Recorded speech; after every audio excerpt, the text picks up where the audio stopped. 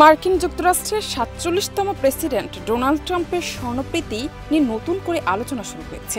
সম্প্রতি প্রযুক্তি প্রতিষ্ঠান অ্যাপল ট্রাম্পকে ২৪ ক্যারেটের নিখাত স্বর্ণের বার উপহার দেওয়ার পর এই গুঞ্জন আরও জোরালো হয়। এলএমই সার্টিফাইড বিশ্বসেরা কপারে তৈরি ওয়ালটন কেবলস, যা আপনার স্থাপনাকে রাখবে সব সময় নিরাপদ। অ্যাপল সিইও টিম কুকের কাছ থেকে ২৪ ক্যারেটের স্বর্ণের পাতে তৈরি একটি স্মারক উপহার পান ট্রাম্প। স্মারকটি দেখে ট্রাম্পের চোখে যে ঔজ্জ্বল্য এবং হাসি ফুটে উঠেছিল তা একজন রাষ্ট্রনায়কের আচরণ হিসেবে অনেকের কাছেই অদ্ভুত লেগেছে।